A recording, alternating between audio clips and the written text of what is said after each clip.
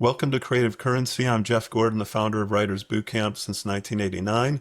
I want to welcome Holt William, my good friend and a great friend of Writers Boot Camp, an artist in all facets of the entertainment industry. Holt, thanks for doing this Creative Currency series. Yeah, Jeff, thanks for having me. It's awesome. You know, getting to know you has been fascinating, and it was an honor to meet your mom, who was out here on a conference. But yeah, she She's had she had great things to say about you, by the way. cool. Yeah, Hmm. and it was just fun to hang out. And it's since my parents are gone many years ago, I moved to LA in 1985. You know, it's always cool to have that extended family feeling. And it's great that she supports you. And I just wanted to know, because you're so cool in that you understand tech. You're a filmmaker. You come from a music background. You still play music. You're an editor. And one of the purposes of Creative Currency is to discuss with our alumni and the larger creative community the pivot that's been happening, not just since the onset of or the onslaught of social media, 15 years ago and such, but also to discuss where the opportunities and the pivots are based on the traditional industry. But I first wanted to welcome you and then ask you, your family has really interesting businesses. Your mom is a businesswoman, also with a scientific awareness and orientation and background. Did they support your venture into the arts? Uh, not exactly, not exactly at first. I mean, they were very supportive as far as my brother was actually in the Raleigh Boy Choir. He went to England and sang, and very traditional Italian music. Just impossible things to sing. And so they were very supportive in that way. As soon as I was like, I want to do this as a profession, they were like, no, you should go to business school. And so I went to business school. So Oh, I didn't realize that. yeah, I went to East Carolina for their business management program. And my first 2 years, I was majoring in partying and business. Nice. So, That's a great double yeah, major. it It's was the double it's major. very effective. Yeah. Um, you know how we're influenced young by music, at a very early age. Who were being from North Carolina, which when I traveled after for 6 months after undergrad in Illinois, my national fraternity brought me on as the director of chapter services, and it was a great experience going to about 40 campuses and some in the South. And I loved Chapel Hill when I was there. And I knew through that fraternity a Jewish ex-mayor of Durham, Mutt Evans. But I realized how regional this country is. Of course, we're in California. It's highly regional, and we think we're special now, even though I'm from Chicago. So, what were your three favorite artists? It's a long way to get there. Your three favorite bands or artists in high school, and how directly did that influence your music, or had you already been doing music prior? Well, I'm gonna go even before high school just to start because I think you're gonna like this answer. But when I was in, gosh, maybe the sixth grade, I discovered James Taylor, which is a North Carolina artist, phenomenal songwriter. I mean, you can even take those songs and they're basically just an amazing poet too, you could say. Right. But I mean, it was to the point where, and maybe I was even younger than that, but my parents were called because I was skipping class to listen to James Taylor. Just to stay at home and listen? Well, I would go say I'm going to the bathroom and go. I mean, I don't remember, like, I was just so young, but I was like obsessed. And when I discovered music, it was something that I had to do. And taking drum lessons and getting them to like help me do that was a little different for what my family was like, predominantly doing as far as my cousins and playing soccer. But anyway, so I mean, I got into But music. you also played a lot of soccer too, right? I did, yeah. I mean, that was really like what I was doing all the way up through even college. I played club at ECU and we didn't have a varsity team, so we really were like kind of traveling with the girls varsity team and doing that sort of thing. But by the time I got to high school, my music taste had really sort of developed. I was into pop punk and alternative and watching sort of at the time I was embarrassed to say I was into emo music, but those bands shaped me. And I mean, I watched bands like Cartel go from playing a 80-person venue to being in the top 40s, Got it. and that sort of connect to me was like, wow, I just watched this thing happen.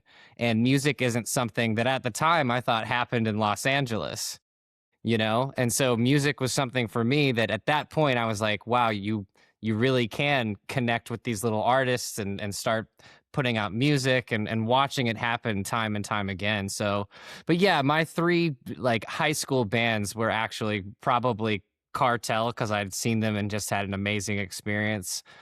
Taking Back Sunday was another band that really sort of blew up, and then Third Eye Right. Blind, which was Oh, kind of wow. a 90s band that I just had resonated with since I was younger. They were one of my first albums, was actually Third Eye Blind's self-titled, which is weird to give to a 9-year-old, but Right. you know. So how at the time, how did you come to understand the opportunity in music? Did it feel more accessible like it is today, where there's a democratization and people can get discovered by doing covers on initially it was on YouTube and then TikTok, right? So YouTube didn't really exist like it does now in high school for me. It was like the viral video was just kind of starting. I mean, this was 2004 to 2007. Because wasn't Bieber discovered on YouTube by Usher? Yeah, but I'm a lot older than Bieber. Not a lot, You but seem so young. I'm well, kidding. 5 years in the music. 5 years in that period of time was just completely different. Bands were blowing up in high school on MySpace and this website called Pure Volume. Right. And Speaking of you, your volume went down a little bit. did it? Is it still Yeah. working? Yeah, we can hear you. Okay, good. I didn't do anything. Yeah. Um, and so when you've only recently, truly recently, and you work all the time, transitioned to LA. But what came first, the live stream of Simply Mandy, right? Or the short film at Toronto? And when did you start not only producing your own music, but then producing other content? And then, and this is a lot, but how did then social intersect or interact with that? Because you and our mutual friend Victoria Prince, who will hopefully meet soon, and thank you for putting me on her podcast, which was a blast. And by the way, Holt is an amazing producer as well as director, and I've seen him do a couple of shoots that I've been included in, which was fun. Has been fun. How does that all intersect? And because I look to you and Victoria as such expert people in that world of content creation. But if you can look back briefly at the genesis or like a project or two, maybe the order of it, because you Yeah. always seem to be working. Well, I've been at the creative arts and creation process now for 15 plus years. And that started where I actually went back to school in Middle Tennessee State for audio engineering and was doing music and working with artists. And one of my friends that I was producing ended up having a top 10 country song. And so that sort of audio engineering background led me to video, which was around 12 years ago, where I kind of started putting the things together and doing commercials and all kinds of shoots back in North Carolina. But I've only been out here for less than 3 years. And in those 3 years, I realized how valuable Los Angeles can be, just as far as a mecca for creatives and, getting everything together to where it's just very different than it was in North Carolina. And so when I moved out here as a live streamer. I had taken my band's concert and basically put it on TikTok to where I had a click track, I had music coming in, I had lights, song requests, all that.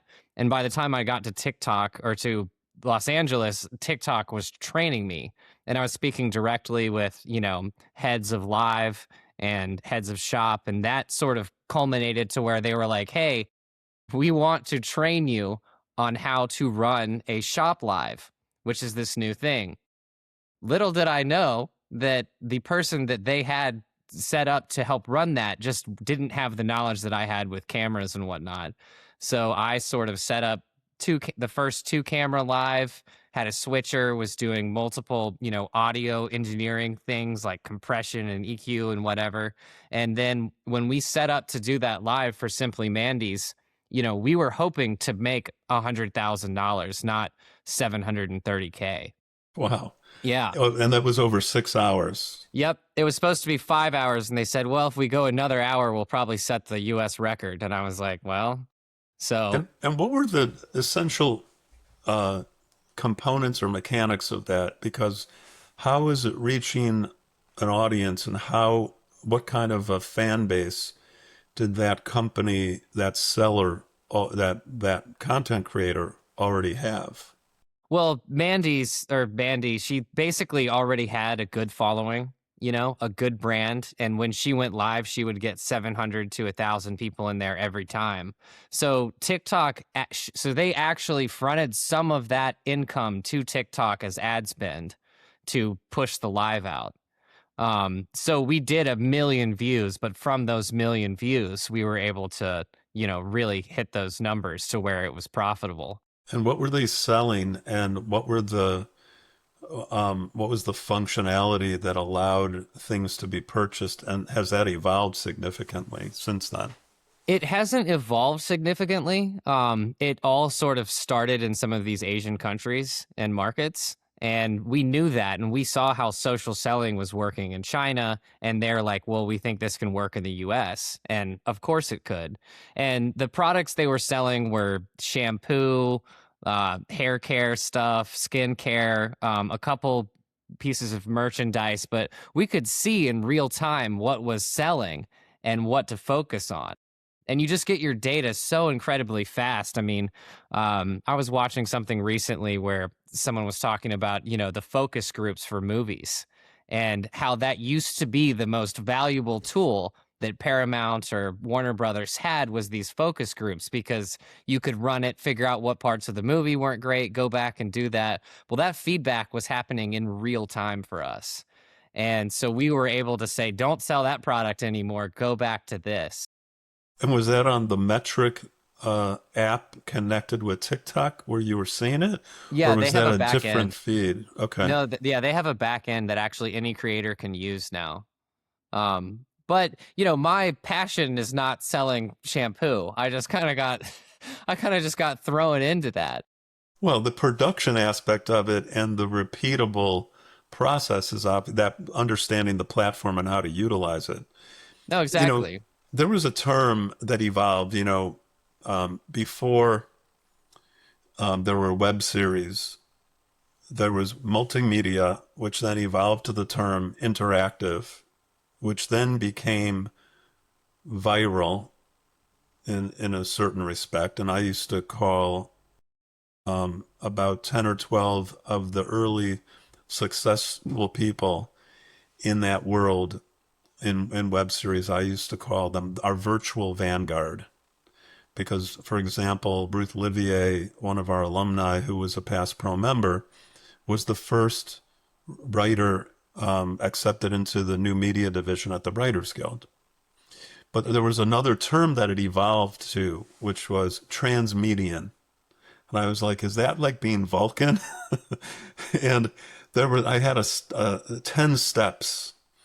But in a way, one of the emphasis ultimately is on how do you look at any creative project from all of its formats, including spin-offs and merchandise and ancillary markets and other collateral.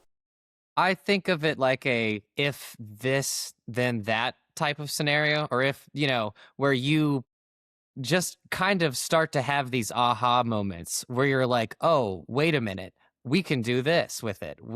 Let's try this. And I think the most important takeaway from me for all of these experiences is just evolving and the evolution of how you can take one simple idea of selling something on the internet on live stream and then realizing, wait a minute, we can clip individual things out of this. Wait a minute, we can use this as an actual advertisement, and just realizing that the sky really is the limit.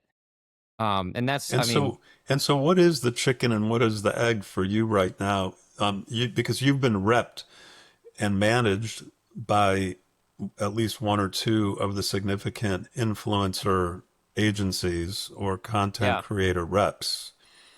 And is it simply that if your main skill set is editing or styling or talking to people about some area of expertise or being an actor or being a filmmaker or being a writer, you start with that core skill set, and then as you grow a following, other opportunities arise? I think so. I mean, for me, really, the chicken and the egg thing was audio engineering, was figuring out, frequency manipulation and signal processing and electrical engineering and that sort of background as far as like what's really happening on the audio side. Because I've always said that you can have great video with bad audio and it's not great video, you know? Right, And really, so once you get kind of the sound down, then sort of building on top of that is like what I thought was my progression of this type of thing. And I would say for me to answer the other side of that question, I'm just a big picture person. There's a lot of people that are better at being a guitar player, better at being an actor for sure, better at being an influencer. There's a lot of things or people that can do those tasks, I think, better than I can. But being the big picture person has put me in a position where I can say, if this, then that, and right. continue to progress. I know you've done private showings and also live streams as a musician on TikTok, even recently. You alluded to being a drummer, and I know you're also a singer, songwriter, guitar player. Um, but you also recently, and so I do want to ask a question that maybe we can get back to, is for some of the, more traditional, maybe even more mature individuals within our community who might be the first people to see this is creative currency number 5 in a short time. These half hours, because, my 500 industry interviews from the past were long form, hour, 15, hour and a half, with some Hall of Fame screenwriters and filmmakers and a lot of alumni who became successful. But when you look at the issue of how do you make money from social media, maybe we can kind of get back to that as opposed to going off too much on a tangent Sure. and just talk through how, like, what you're doing right now for a living, because you have started or been brought on to launch a streaming service. Yeah.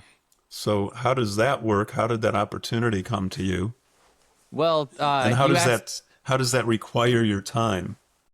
Well, you've asked earlier about the Toronto Film Festival, and one of the films that I ended up producing, because I love narrative. I mean, I think it's everything that I like put together into one thing where you get to tell a story. There's music, there's audio engineering, there's framing, cameras, acting, and then marketing. And I mean, I think that's where I see the big picture. And Mhm. and as far as getting into streaming, for me, it was being able to have that film recognized and have clips from it go viral. And the reason social media, I think, is so important is there's no defined ROI on what happens from one single person seeing your video. You might get 800 views, but if one of those people seeing your video wants to finance your entire project or whatever. So it's really about just posting and putting your content out there. And we were lucky to get the views, which led to, oh, this guy knows what he's doing. And I just kind of got led from one friend to another to where I found my current team. By And the I'm way, the Toronto Film Festival is so great. I was there with the film once that a classmate from Peter Stark produced. It was the Tommy Chong incarceration story called AKA Tommy Chong. And Wow. we went to the premiere in a paddy wagon with Tommy. Um, this was years ago. But what a lot of even our alumni don't realize is that there are very few festivals that are also markets. Cannes, Sundance, Toronto, some others, but not as major as that. Yeah. Two things. Tell us the genesis of that short and what it was about, and then let's segue to how are you spending your time and what are some of the tools you're using every day in your work in production and etc. Yeah, so the short was called Her. It was with my friend Mercedes Blanche. She was on the show The Boys. She's an influencer. She's managed to get millions of followers just from her own content. And we really wanted to just, it was a very short. I mean, it was, I want to say 6.5 minutes runtime, which for us is like, it's so great that we won this, but it's not something you can sell, you know? Um, so anyway, it was just about her being in a relationship with her husband in the movie. And she just wanted something more, but was more of like daydreaming and kind of like finding out about it just through real life situations, which was her just going to dinner. So anyway, I actually didn't have much with writing that. But I was brought on, went and scouted the location, helped her put everything together. And I mean, I've got to give Mercedes credit for, making putting the right Right. pieces together for me to come in and help make that big picture a reality, I feel like. Congrats. Yeah. And then segue to the opportunity for this streaming network and then, or platform. And then how are you spending your time and making decisions on projects? Because I know people like me are going to you for advice all the time. Some of it leads to work, some of it is just cultivating relationships. Yeah, well, fortunately, live streaming, even on TikTok, has been somewhat profitable for me. I mean, to where I can get on and play music and find income there. And you asked earlier, like, how do you make money on social media? And my easiest answer or best answer is personal connection and community building. And you don't need a huge community, you just need the right people to buy into what you're doing, and you can find them online, whether it doesn't matter the platform. Once you make these connections, you know that they're real connections out there. I mean, one of my biggest supporters, I don't know what they look like, but at the same time, they're, how can I help you? This is so cool, I want to be a part of this. And in the creative arts, I mean, that's what it's about. You're Hmm. making art, you're finding people that like to consume and help art. And I mean, I think that's kind of the thing. Which is why the spontaneity of LA is still something real and substantial. You know, it's very rare that in a city everybody's reflecting all the time and saying something like, the thing about LA, Yeah, yeah, except we do that. And even though there is some, skepticism about, the agenda of others and people talking about themselves, sometimes borderline narcissistically, there still is a passion about the way people share what they're doing. Now, yeah. obviously, that translates to social media platforms as well. Yeah. Do you have people commenting? Do you have haters out there that you deal with? Do you have a philosophy about how you address things? Because you're also so affable and not only likable, but easygoing. Well, I think that comes across in my content and especially in my live stream. But yeah, of course I have haters out there. What's every night someone would come in there and tell me to get a day job or don't quit your day job, and I would say this is my day job. right? Thanks. That, You know. that's hilarious. So, are how do people find you? So fortunately, I will say TikTok, at least with live streaming, had an incredible algorithm at one point that was really pushing me out. And it goes up and down. Sometimes you'll get on there and get thousands of views, and sometimes it's nobody. But every big content creator and influencer will tell you the same thing, that consistency is key. Don't look at the numbers, just keep posting. So, I mean, And that's for somebody who hasn't started a TikTok yet, what do you suggest they do? Do they have to be speaking directly to the camera the whole time? well, it is it. If I was to give advice right now, odds are this advice would be irrelevant in about 8 hours. So, because what's trending right now may not be trending 8 hours from now. Right, So, I mean, my best advice though is obviously if you try to just figure out how to make content. Once you find something that works, try to replicate it in different senses. But again, consistency is the most important thing. If you're wanting to start social media with absolutely nothing, just get on there and do what feels natural and comfortable to you. And try a bunch of different stuff, or sit around for a second and think about what is your niche going to be, and then try to right. hit that niche. And if it doesn't work, either keep at it, you might be one video away from it, or try something else. Is there a way that you differentiate between TikTok and Instagram? Okay, yeah, very. I've got a great answer for this, and someone explained this to me. But Instagram is the stage. Instagram is you're up there, you're highly produced content. You want something beautiful and polished for Instagram.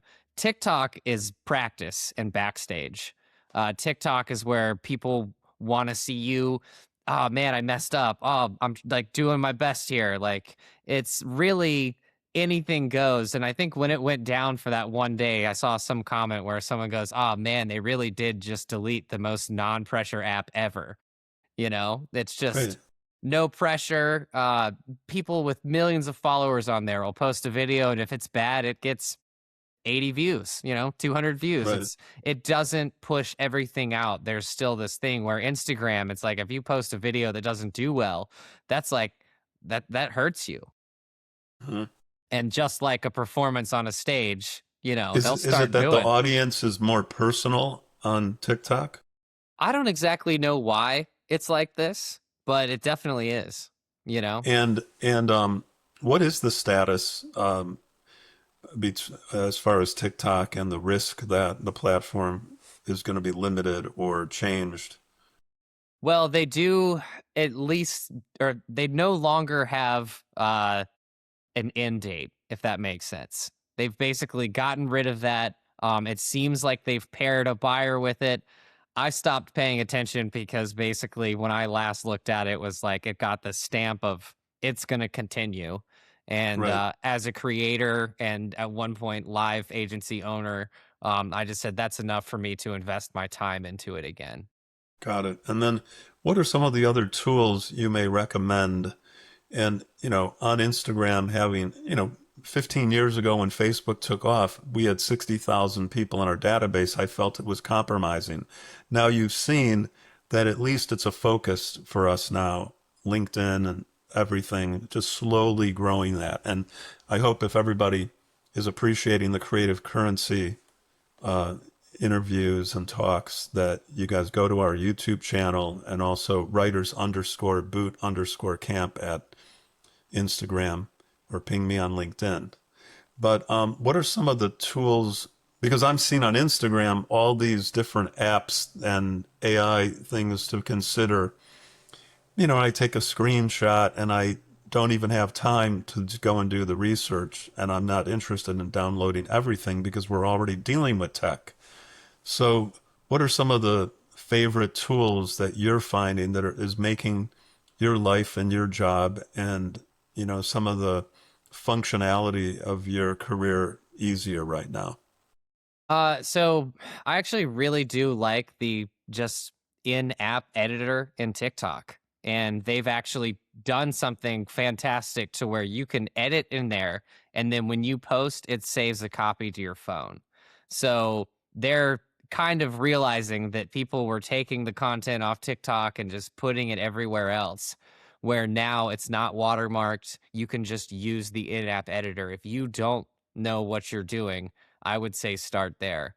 The other thing I tell people is you don't even really have to edit on TikTok because you can use your thumb to hit record and pull it off and make these videos and little clips by doing that. So that's something that I do very Right. often because it's not this stream of consciousness. You can say the first part, pause, and then pick it up, and then maybe go in and do a little finessing on the edit. But authenticity, talking to the audience, like, that's where I see. And the captioning is automated. Yeah, yeah, AI captioning does fantastic job. If you were going to consult individuals and had a consulting fee or an opportunity for a limited number of people, how would you organize that? How would you prefer people to contact you? Uh, I mean, probably through email. And Just by the way, if anybody has questions today or of any creative currency sessions, just email me directly, JG at Writers Boot Camp, and can pass along additional questions to our speakers. Yeah, it feels like email is being less and less relevant, except for really important things. You know, like if you have a lot of notes, don't text me that. If you have a lot of questions, you know what I'm saying? But even just a good email thread where I can sit down and say, okay, here's the thing. My generation was brought up learning to type very quickly. So Right. And do you DM a lot apart from socially or personally? uh probably not as much as some of the younger generations, When but you sure. receive a DM, do you take that uh, professionally, depending on what the content is? Yeah, I would say so. It's not, you're not cynical toward that or ignoring that sort of thing. Depends on what the DM is. Right. Yeah, Because but I'm sure we could do a whole session where we go through, you know, etiquette. mhm. Yeah, Or there's probably some adapted word we could add to the vernacular, definitely. some adaptation or mutation of the word etiquette having to do with the internet. Yeah, there's probably some publications out there as well. Holt, is there anything you want to add to wrap up? Thanks for this. It went so quickly. We covered a lot of ground. If anybody, what's the best way for them to see your music or your work on Just TikTok? actually, I would say Instagram. Okay. I moved more into a position of management on TikTok and have stopped promoting my own personal one um, as much. So, And like I what's your said, handle? What's your handle on Instagram? Holt William _ Productions. Great. Yeah, Holt, thanks for your time today. I'll see you soon. yeah. We appreciate you. Thank you again. Feel free to email me any questions or comments, jg at writersbootcamp.com.